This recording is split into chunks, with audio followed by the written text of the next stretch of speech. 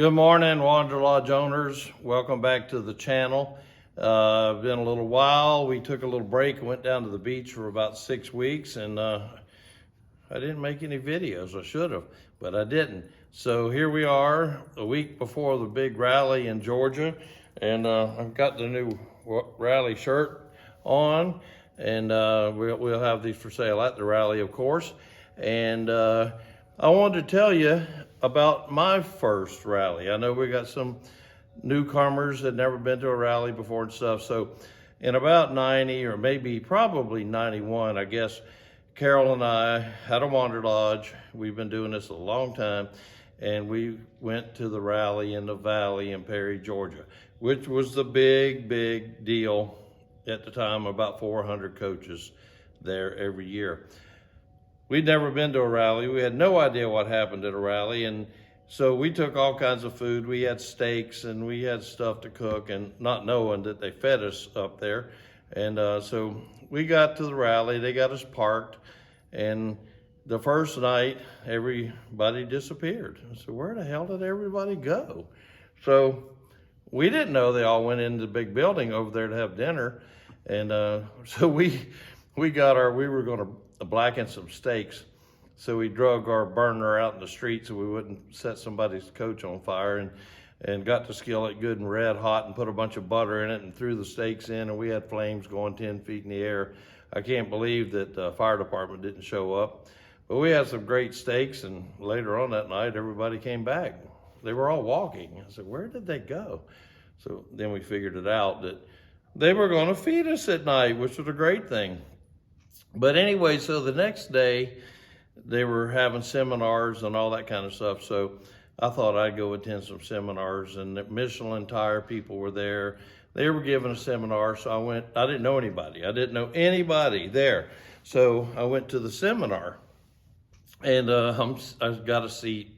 You know, they had us lined up in those metal chairs, and before the seminar started, I hear these two old guys back behind me talking with a lot of sarcasm and stuff. Well, that was perfect for me. I love sarcasm.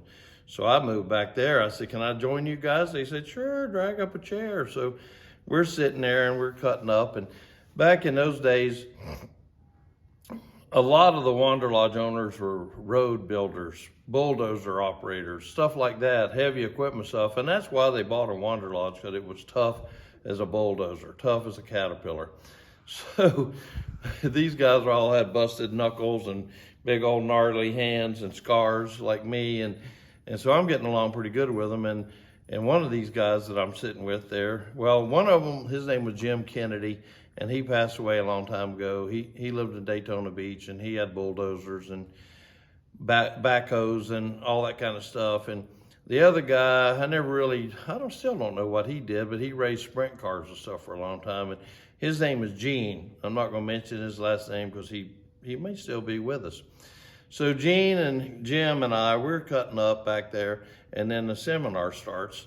And they had a couple of guys in suits up there talking about Michelin tires and you know, the standard stuff, you know, just on and on, and droning on and on. And so we were still being sarcastic in the back and kind of laughing at them.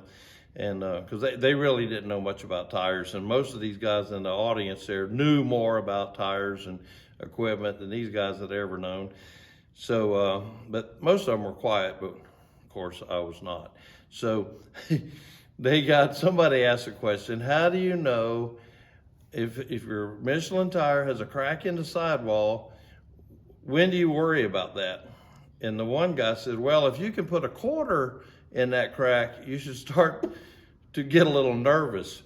And oh man, we just burst out laughing. It's like, really? You got a crack in the sidewall of a tire that you can roll a quarter in, and you should start getting nervous? So we were laughing, and we were getting the stink eye from the guys up there from Michelin. And then the next guy says, if you can rub your hand on the sidewall of the tire and bring your hand away and it's black, you really need to start thinking about getting new tires. This is a true story. So we burst out laughing back there, and they asked us to leave. So my first rally in the Valley, my first seminar, and I got thrown out.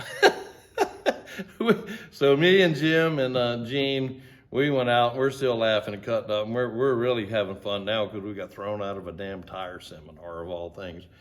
So that was the highlight of that day, I guess. And that night we went in for dinner and stuff, and that was all fun and games after that. So I met two pretty good guys that thought like I did and were sarcastic like I am. So we had a great time, and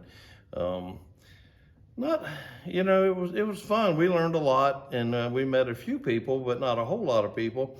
But as a side note on Gene went on and bought a Prevost later on because he was looking to move up. He had an 82 PT 36, and he wanted a newer coach. And he was at the Tampa Super Show, and he was looking at coaches. And I think Harvey Mitchell had a pink Prevost, had pink interior. Oh, it was god awful ugly. And but it was cheap, and Gene was a cheap guy, and Gene bought it, and last time I saw him, he was still driving it. And I said, how can you stand this pink? He said, by God, I got used to it, and it was cheap. But the last time I saw him, and this is a great story, we were having a Parliament rally down there at Parliament for a long time, and I pulled in, and they always, since I'd been in the sewer business for years, they always thought it was a great prank to park me next to the dump station. And it was, it was an honorary dump station, They had a little sign up and stuff, and it was fun, and all in fun and games and sarcasm. So I pulled in, and there's a pink Prevost parked in my spot.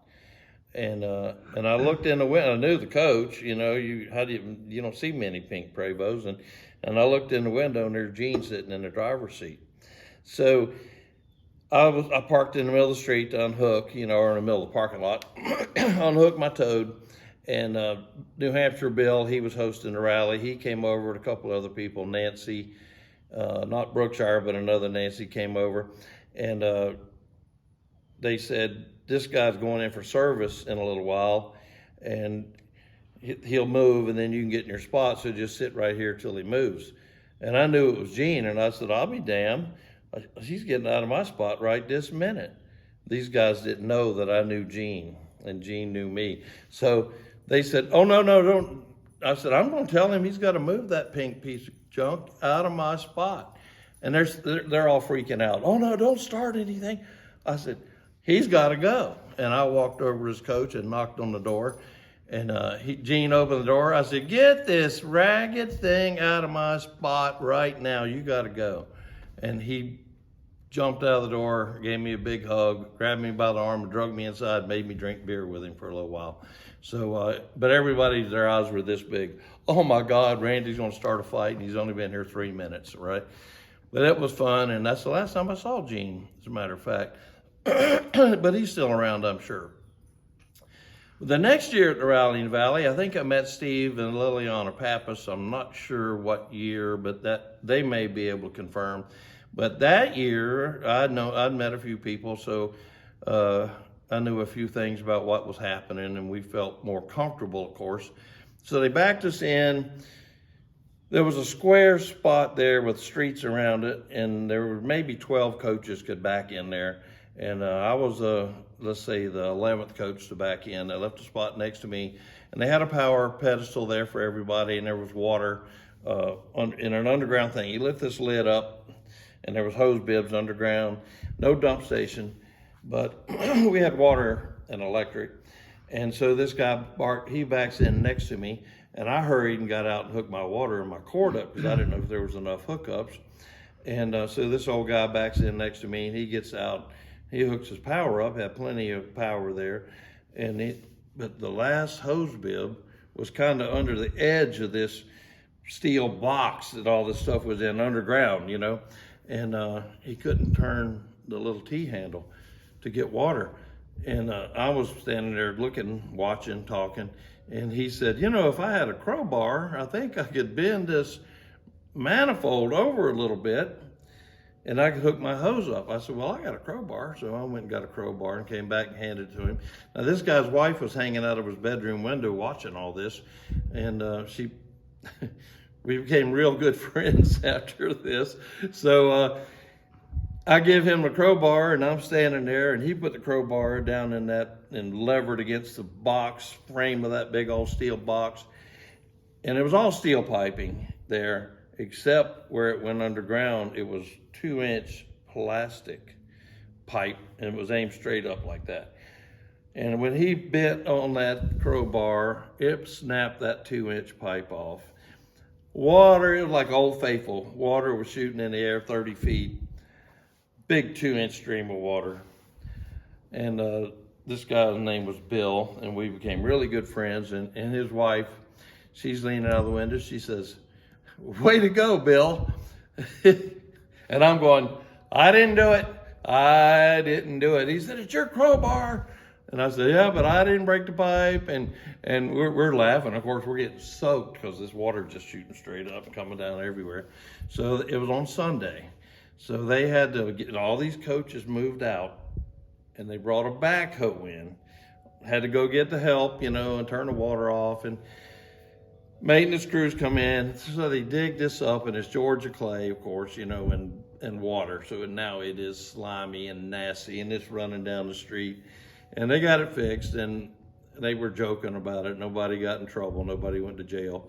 But nobody got hurt. But after that, this guy, Bill, and his wife, and I, and Carol, of course, we all became great friends and still are. And he's close to 90 today. But that was, so after that, the second rally, the first day of the second rally, everybody knew who I was because I was involved with the Great Flood, which was, kind of interesting, but nobody died, so it was all good.